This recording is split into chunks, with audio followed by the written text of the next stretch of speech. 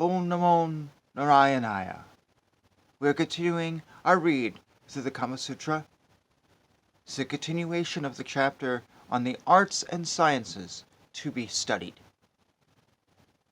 The following are the arts to be studied together with the Kama Sutra: singing, playing on musical instruments, dancing, union of dancing, singing, and playing musical instruments, writing and drawing, tattooing, arraying and adorning an idol with rice and flowers, spreading and arranging beds or couches of flowers or flowers upon the ground, coloring the teeth, garments, hair, nails, and bodies, i.e. staining, dyeing, coloring and painting the same, fixing stained glass into a floor, the art of making beds and spreading out carpets and cushions for reclining, playing on musical glasses filled with water, storing and accumulating water in aqueducts, cisterns, and reservoirs, picture making, trimming and decorating, stringing of rosaries, necklaces, garlands, and wreaths, binding of turbans and chaplets,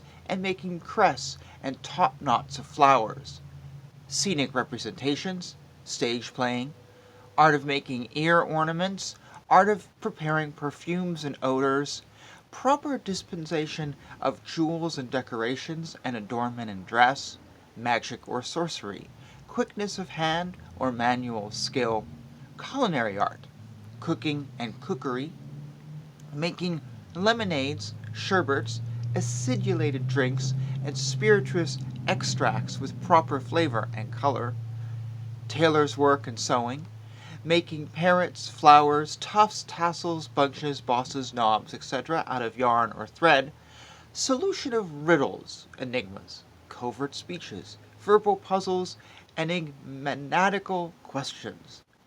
A game which consisted in repeated verses, and as one person finished, another person had to commence at once, repeating another verse, beginning with the same letter, with which the last speaker's verse ended. Whoever failed to repeat was considered to have lost, and be subject to pay a forfeit or stake of some kind. The art of mimicry, or imitation. Reading, including chanting and intoning. Study of sentences difficult to pronounce. It is played as a game chiefly by women and children, and consists of a difficult sentence being given, and when repeated quickly the words are often transposed or badly pronounced. Practice with swords, single stick, quarter staff, and bow and arrow. Drawing, inferences, reasoning, or inferring. Carpentry, or the work of a carpenter. Architecture, or the art of building. Knowledge about gold and silver coins and jewels and gems. Chemistry and mineralogy. Coloring jewels, gems, and beads. Knowledge of mines and quarries. Gardening. Knowledge of treating the diseases of trees and plants, of nourishing them and determining their ages, art of cockfighting, quail fighting, and ram fighting, art of teaching parrots and starlings to speak, art of applying perfumed ointments to the body, and of dressing the hair with unguents and perfumes and braiding it, the art of understanding writing in cipher, and the writing of words in a peculiar way, the art of speaking by changing the forms of words. It is of various kinds. Some speak by changing the beginning and ends of words, others by adding unnecessary letters between every syllable of a word, and so on.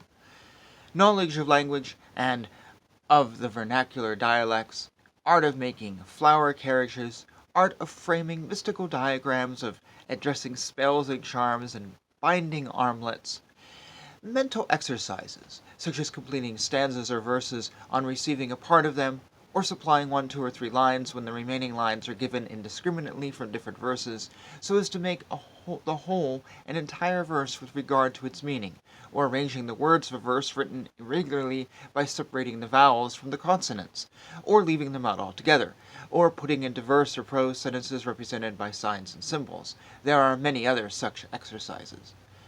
Composing poems, knowledge of dictionaries and vocabularies, knowledge of ways of changing and disguising the appearance of persons, knowledge of the art of changing the appearance of things, such as making cotton to appear as silk, coarse and common things to appear as fine and good, various ways of gambling, art of obtaining possession of the property of others by means of mantras or incantations, skill in youthful sports, knowledge of the rules of society and how to pay respect and compliments to others, knowledge of the art of war, of arms, of armies, etc., knowledge of gymnastics, art of knowing the character of a man from his features, knowledge of scanning or constructing verses, arithmetical recreations, making artificial flowers, making figures and images in clay.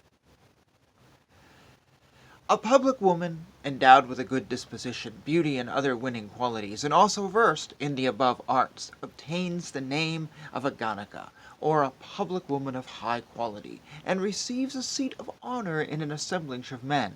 She is, moreover, always respected by the king, and praised by learned men, and her favor being sought for by all, she becomes an object of universal regard. The daughter of a king, too, as well as the daughter of a minister, being learned in the above arts, can make their husbands favorable to them, even though these may have thousands of other wives besides themselves. And in the same manner, if a wife becomes separated from her husband and falls into distress, she can support herself easily, even in a foreign country, by means of her knowledge of these arts. Even the bare knowledge of them gives attractiveness to a woman, though the practice of them may be only possible or otherwise according to the circumstances of each case. A man who is versed in these arts, who is loquacious and acquainted with the arts of gallantry, gains very soon the hearts of women, even though he is only acquainted with them for a short time. And thus ends this chapter. It's a very interesting chapter. Maybe not the most spiritual one, and it mentions a lot of things you'll probably rarely find in spirituality, like, did I see something about gambling in there? And making people do things with incantations?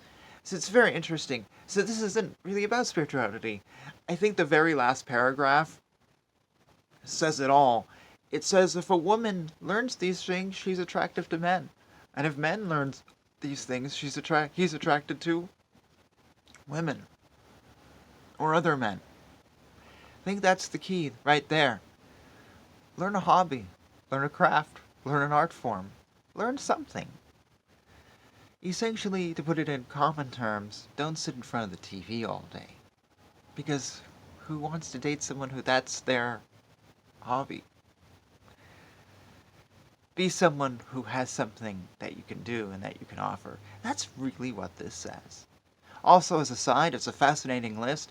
I couldn't tell you right now the year the Kama Sutra was written, but wow, what a list, of an extensive list of things that most of them, maybe all of them, we still do in some form or another. That's probably not too different. We just may use a few different words or a few different tools, but, we still dye our hair and we still play games with words and stuff. So, what a fascinating list of what life was like, and it hasn't changed all that much. You still, at the end of the day, need to be an interesting person. Alright, thoughts, comments? If you have any expounding you want to do on what I just read, because it is very different than what you would normally read in like the Srimad Bhagavatam or something, please do. And thank you for hanging out with me on this video. Hare Krishna, Krishna Krishna, Hare Hare, Hare Rama, Rama Rama, Hare Hare.